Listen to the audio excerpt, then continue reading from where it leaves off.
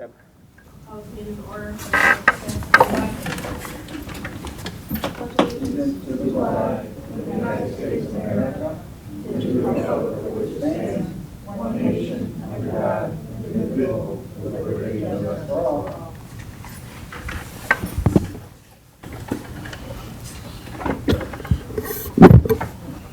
Commissioners, the purpose of this today is a hearing for the budgets, the first of four. We will read the budget's message once again, and you can take any questions, suggestions, or anything else from the public. The year 2021 can be characterized as a truly different era in Lackawanna County government. Traditional economic development activities, community reinvest funding, law enforcement initiatives, programs to assist families and older adults, and some community events were all coordinated, but with safety as the underlying current. The main focus was the health and welfare of all county residents. The ultimate concern was to combat the very stubborn COVID-19 virus. The Commissioners committed $1 million in CARES Act funding to the Area Agency on Aging Department to protect the county's 210,000 residents against the virus. A comprehensive plan was developed and executed with a variety of concerned partners to accomplish this task. Testing and the vaccination of older adults in 13 high-rises and communal living facilities began in late December of 2020 and has never stopped. Medical delivery was also provided to the homebound, ensuring their safety. A major ad campaign was developed to spread factual data on the perils of the virus and the importance of getting vaccinated. The Commissioners have and continue to encourage the residents to get vaccinated for their safety as well as the safety of the families, friends, and other residents of Lackawanna County. Lackawanna County partnered with Family Services Association of NEPA to expand the 211 services in order to provide viral testing data, and more importantly, assistance for securing an appointment to get vaccinated. Strong alliances were forged with area pharmacies, healthcare providers, social service agencies, nurses, nursing students, and others to provide food, tests, vaccines, transportation, and a host of other amenities for people to survive and stay healthy. Lackawanna County joined the Kick COVID-19 Consortium to deliver even more services and information. Over 45 public clinics at community venues were held to provide convenient vaccinations for residents. The March 2021 clinic with Hometown Healthcare at the Montage Amphitheater drew over 3,600 people, along with accolades from Governor Tom Wolf. Record keeping on the vaccination distribution was vital to ensure Lackawanna County received continuous supply of vaccines. We joined forces with the Greater Scranton Chamber of Commerce, area colleges, and other affiliates to develop a program for inputting data, thereby removing the burden from small pharmacies so they could focus on vaccinating the residents. Additional clinics with various incentives are still being held, focusing on ethnic and faith communities and high school youth. Civic functions like Give Back to the Mountain were also scheduled. The virus did not overlook any segment. Residences and businesses suffered great economic loss, resulting in the loss of jobs, cutbacks, and reduced hours. To that end, the Departments of Aging, Human Services, Economic Development offered programs for rent, utilities, and mortgage relief with CARES Act resources. A variety of business initiatives and grants were also developed and implemented. The county received tremendous news this March when the Commonwealth approved the Department of Health designation for Lackawanna County. That has opened the door for numerous resources and services to keep people well and active. In mid-July, the county hired an epidemiologist and then adopted ordinance number 272 in August, establishing the Department of Health and Human Services. This allowed for the creation of a community board and the hiring of a director in the future to run the operation. All the aforementioned actions led to the current 76% fully vaccinated rate for all eligible residents. In addition to fighting COVID, the Departments of Human Services and Aging administered their traditional services, and Human Services continued to aid the homeless. The family unit is and always will be a vital concern. Opioid treatment for youth was funded by a grant to get teens back on the road to recovery and a normal life. Suicide is one of the leading causes of death in the United States. It affects people of all ages and socioeconomic backgrounds. It is also no stranger to our community. To that end, the Lackawanna County Suicide Prevention Alliance was formed to provide assistance to individuals and families who are dealing with this issue. The Area Agency on Aging is dedicated to the health of our older adults, as witnessed by the numerous wellness contracts that were approved for exercise, social activities, nutrition, and much more. This department has also entered into a new 5-year agreement with the state for over $5 million annually to develop cutting-edge initiatives which will make the difference in the lives of many individuals. While a great deal of focus of 2021 centered on the mitigating of the virus, the vision for new growth and opportunities did not cease. The Commissioners acted swiftly to bolster the economy through a myriad of grant programs aimed at assisting businesses from all sectors. Over $2 million was invested in the local hospitality industry. This spring, the very popular Community Reinvest Program awarded 21 grants totaling $101,338 for projects throughout the county. CDBG funds were again provided to the municipalities for projects aimed at improving infrastructure. In addition, CDBG funds were used to fund a mortgage utilities COVID-19 assistance program. Low-income first-time homebuyers also received support with resources for closing costs. Because the music and entertainment industry was hit hard by the pandemic, the Department of Economic Development provided up to $25,000 in music grants to assist performers to get back on their feet. Fair and equitable property taxes have long been discussed. For too long, under the current system, many residents have been overburdened. For over 50 years, everything has remained static due to the outdated assessed property values. To that end, an RFP was sent out in midsummer seeking a firm to conduct a countywide reassessment to establish a fair, equitable, and uniform tax structure. The safety of the community continues to be a major priority. Grants for bulletproof vests and the Civil Disturbance Unit were unitized to further enhance security in our area. Continuing education is essential for all fields, especially public safety. Training was offered by Penn State for our sheriffs and parole and probation officers. Our broadband and 911 databases were upgraded to provide more information for those who use the network, which translates into faster response time to assist those in need. The prison is another important element in the county law enforcement.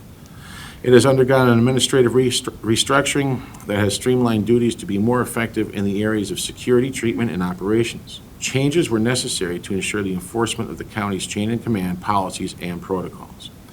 Preparing a prisoner for his or her return to community life is vital, especially as it pertains to successful reentry into our community and the reduction of recidivism.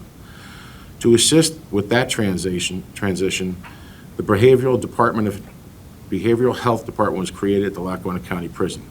This has enabled staff to provide one-on-one clinical counseling with inmates as well as group programming, which centers on self-help topics.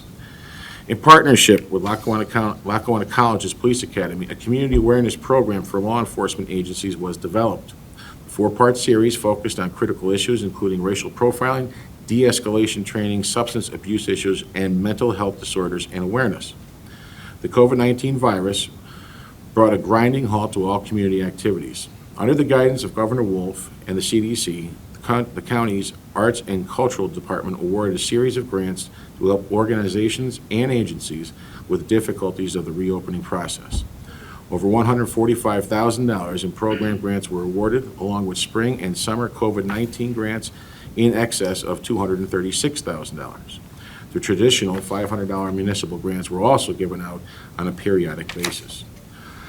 Our parks opened up for residents to picnic, recreational activities, and family gatherings. Additionally, the Scranton Ballet conducted a novel beach event at Covington Park. The county's transportation network remains a vital element in the community's economic landscape. Paving projects and bridge repairs and replacements were funded by the commissioners. The commissioners recognize the importance of providing public transportation so that our residents can conveniently get to work, school, and medical appointments. In the early spring, the commissioners extended the certificate of incorporation for Colts for 50 more years, ensuring that the bus fleet will continue to provide uninterrupted services for our residents. The county's debt position. The county has been able to mitigate its annual expenditures for debt service by taking advantage of favorable interest rates. The savings from the refinancings of 2018, 2019, 2020, and 2021 allowed the county, without extending the maturity of any of the refinanced bonds, to maintain its annual debt service in a manageable range. The county will continue to be diligent when seeking further opportunities to restructure its long-term debt. Financial policies of Lackawanna County for 2022. In 2022, the Commissioners will again be conservative and demonstrate fiscal responsibility, restraint, and management when addressing the county's financial challenges. The administration will continue their commitment to addressing the constant challenges facing county government on numerous fronts, especially in the area of its workforce. Personnel-related expenses such as salaries, wages, and health care comprise 65.77% of the county's general fund budget, net of tax transfers out. The important features of the budget. In 2022, the general fund budget includes no property tax. Many man-hours went into the preparation of the county's 2022 fiscal blueprint. Its goal is service to the 210,000 residents. The budget reflects no cuts in programs that our communities and residents rely on. The budget also contains provisions for our parks, human services programs, aging initiatives, environment, and spraying for gypsy moths and black flies, while also monitoring for various other pests. We continue to meet the challenges of an ever-changing society by doing more with less in a fiscally responsible manner. It is vital to secure public input on this financial plan. The budget hearings are the perfect venue for the public to provide the Commissioners with ideas which they can review and implement where possible to help cut expenses further and generate additional revenue. The cost to run county government and its various programs is substantial. A prime example is the prison. A great deal of revenue is expended for staff, programs, medical treatment supplies, and other ancillary services. The prison restructuring and changes relating to security, treatment, and operations were implemented for this very reason and will continue to operate as efficiently as possible. Reasons for major financial policy, expenditure, and revenue changes from the 2021 budget. Due to continued pressure from shrinking federal and state funding, collectively bargained wage and benefit increases, and rising law enforcement costs, the county's 2022 budget will exceed the 2021 budget. During 2021, the county was able to capitalize on a significant surplus in its debt service fund. Since the debt service fund surplus was depleted, the county will need to transfer additional funds from the general fund to the debt service fund for 2022. As previously noted, the human services area continues to be the main priority of the programs offered by county government. In addition to that sector, emergency response, the court system, and other vital functions will comprise the majority of the county's 2022 expenditures. Our budget overviews. 2022 general fund budget totals $148,406,629. The 2022 debt service budget totals $19,491,214. The 2022 special purpose funds budget totals $81,029,657. This budget message was respectfully submitted the 15th of October 2021 pursuant to Section 1.12-1203 of the Lackawanna County Home Rule Charter.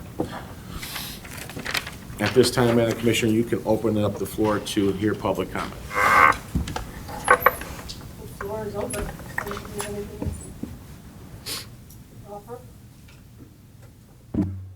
Are these mics on? Because I could not hear Mr. Jeffers. Sorry, Were they on? they were on. Okay.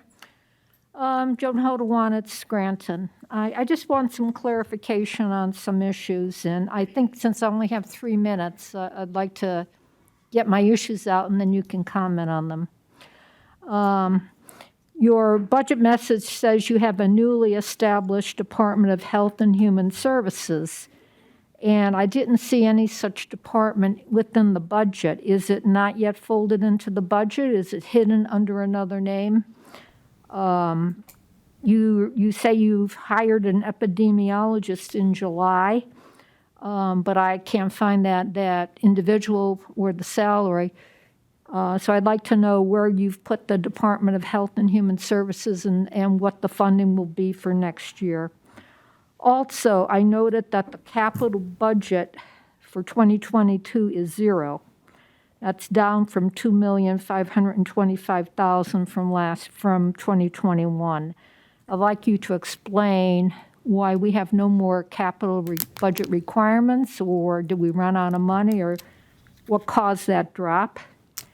And finally, I was looking at your comments on your surplus. If you remember last year, you put out this document and you anticipated at the end of 2020, you would have a surplus of $10,350,259. And in your budget message, you say that you've depleted the surplus. But on page 34, under your deficit, it says there's an excess of revenues over expenditures of $450,712. And I think probably Tom Durkin can answer this. If the surplus has been depleted, how much money do you anticipate transferring from the general fund to cover that depletion? Thank you. Madam Commissioner, I can answer the first two for Joan. Joan, the Department of Health and Human Services. A little louder. I'm sorry. Not picking up. The Department of Health and Human Services has not been fully developed yet at all. It's going to be implemented as we go forward in the future. We're just, You already hired somebody, you must know that and, person's salary. and I don't know her salary off the top of my head, but it's about, and I don't want to speculate, but her name is Dr. Sabine Charles, but I will get you her salary before we leave here today. Will the final budget have that information? Her salary? No, the department information. The department is not technically created yet. What we've done is we put together a board of directors, hired an epidemiologist. We've been designated to create one by the Commonwealth, but we have not created one yet, and it will not be created in 2022 unless there is funding from the federal and state governments to help us create it in that year. Okay, Okay, but I will get you her salary before we leave her. okay. How about the capital budget? I can't speak out of that. I think I can answer that one, Joan. The capital budget is essentially zero for 2022 because there is no capital funding. There's a little bit of run out of the capital funds that, for projects that were begun prior to 2022. We pretty much completed the Criminal Justice Center behind the prison in 2021. There may be a couple expenditures that may leak into 2022. But the point is, there is no additional funding in the capital fund. We haven't done a borrowing for capital fund since 2018, and those expenditures have been predominantly expended. There is a little bit of money left to spend, for example, in the parks, but what's left to expend in the parks for 2022 was budgeted in 2021, so we didn't want to double that up and budget it again for 22. So essentially, we have zero capital budget because we have no additional funding for capital, and we're just running out what was budgeted in prior years. Okay. And how about the surplus? I'm sorry, I didn't fully hear your question on the surplus. My hearing is not good and the maths don't help. I understand. Your budget message says the surplus has been depleted. How much money do you anticipate transferring? It also says there'll be a transfer. Can you call that? Again, I'm not sure, I didn't hear your full question. I can tell you that give me a moment to find the right page. It's the second last page of the budget message. During 2021, the county was able to capitalize on a significant surplus in its debt service fund.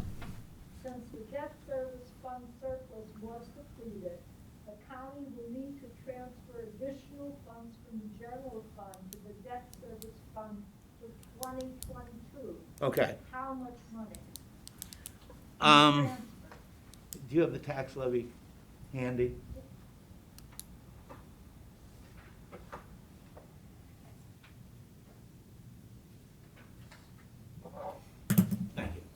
Okay, I don't have the 21 tax levy handy. But, and the exact numbers I don't have with me from 21, Joan, but in 21, I believe we budgeted about 12.5 mil of tax to be transferred to the debt service fund. I don't have a calculator, but a mil is approximately $1.4 million of tax. So in 2022, we're budgeting $13.2 million to be transferred to the debt service fund. As I said, I believe it was 12.5 last year, so it's 0.8 of a mil additional expense that has to be transferred from tax revenues from the general fund to the debt service fund, which approximates about $1.1 million. Is that clear? Okay. Joan, Dr. Sabine's salary is $65,000. And, excuse me, Bob, just one more question to be answered for Joan. The total accumulated surplus, I think it was on page 34. yeah, that's at the end of the year. At the beginning of the year, we're anticipating an accumulated surplus at the beginning of 2022 of $19,874,000. On page 31, at least the copy that I have is on page 31, it shows that that surplus, the 19,874, will be depleted according to this budget down to $11,016,000 at the end of 2022. It's about an $8.8 million deficit that we're anticipating in 2022. Okay?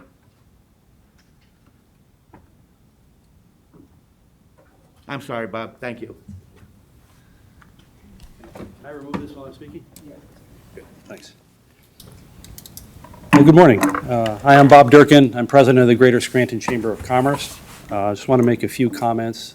First of all, on the budget report, I have to say this, that there must have been a limit in the number of words you could use, because at the risk of sounding like I'm pandering, through the Chamber of Commerce and our relationship with Lackawanna County this last year, there's a heck of a lot even more than what you put on paper here. The depth of the relationship between Lackawanna County government and the business community, as represented by the Chamber of Commerce, this past year, during this most incredibly difficult year, has been amazing. It's the strongest relationship that we as a business leaders have had with Lackawanna County government in ages, and I want that known to you and for the public record. We were pleased to be working with you, and I won't delineate all the things that we worked on. You're all keenly aware of it, but the small business grants that helped scores, actually hundreds of businesses all over Lackawanna County. The strength of your effort on the vaccine effort has been amazing. It's the position of the Greater Scranton Chamber of Commerce that the best way that we can keep our businesses open and allow business to continue and thrive moving forward is for the entire population to be vaccinated. And the fact that you've taken the lead and truly been the leader within the Commonwealth, reasonably speaking, outside of our friends out at Geisinger and Danville, it's been amazing, and it's the right thing for the business community. I want that known as well, please. As I look forward to this coming year and this budget, we know that there are several different things that we're doing together, including Small Business Recovery Loan Program, on which we're working together, additional grant distributions that are taking place jointly. The relationship that we have with your Department of Economic Development is fantastic. Brenda Sacco has been a real leader, and I want you to know how much we appreciate that relationship. As we continue to work on barriers to the workforce, the role that you played in the last couple of years in helping us gain public transportation to business parks through Colts is paying tremendous dividends. We're looking forward to strengthening that relationship moving forward as well. And I could go on, including projects we're working on for entrepreneurship, marketing of this region outside the community to try to bring both businesses and individuals to come back to Lackawanna County. All that stuff is working in harmony in our relationships, both with with the county commissioners and your Department of Economic Development. I want to turn this a little bit right now on the issue of reassessment. I want you to know that the Greater Scranton Chamber of Commerce has been on record for a number of years in support of reassessment across Lackawanna County. Some of the work that we supported for the city of Scranton several years ago through the work of Henry Amoroso, as he helped them work through their Act 47 problems, really turned a spotlight on the problems of reassessment to the business community. If you pause and think about this, in the business structures tend to be updated more often than residential structures. The turnover of businesses and buildings a lot more than you would see in the residential side. In overall investment of the businesses in their facilities for obvious reasons, because they want to attract people to their locations, is always stronger. And so the reassessment that, I should say the appraisals go up more readily and more regularly than in the residential side. So as a result, by the fact that we've gone all these years without reassessment, it really has been a tremendously disproportionate burden on the business community because we don't have a fair and balanced assessment right now. So we want it known that we strongly support your efforts in this budget for reassessment. We think it's the right thing. We understand in these situations there are always balancing acts, right? It's always going to be so-called winners, but fairness and equity should rule the day. And we think that you're taking the right course with your proposal, and want to applaud you for that and applaud you for the tremendous work you've done, both for the community and specifically for the business community in this last year. Okay. If you have any questions of me. Okay. Thanks. Anyone else? Meeting is adjourned. What do you want to do? Well, before we adjourn, What do I? Oh, sorry. well, can we have a minute to address a couple of issues? Or, we talk about, in our message, we talk about being fiscally responsible. We have an $8 million, a little over $8 million deficit in the budget. That, to me, that's not being fiscally responsible. That's unacceptable to me. Our home rule charter says that a balanced, we have to have a balanced budget, so it has to be balanced as to revenue and expenditures. Otherwise, we have to establish tax rate that results in a balanced budget. So depleting our surplus, well, that's one way of doing it. Raising taxes is another, which that's not happening as far as I'm concerned. Or we cut our spending. Now, I was told back in 2020, that we didn't want to touch our surplus because it was going to really damage our bond rating. Well, now we're dipping into the surplus. So I'm very concerned about our bond rating. We also talk about in our message that we were able to take advantage of favorable interest rates. Well, that won't be in the future. There won't be favorable interest rates. And then what happens the following year? We're going to be looking at wiping out our surplus. So that's, to me, I'm definitely not on board with this. I think we need to look at getting rid of that $8 million deficit. We have to look at cuts. We have to look at protecting our taxpayers. And Bob, I agree with you on reassessment. It should have been done eons ago.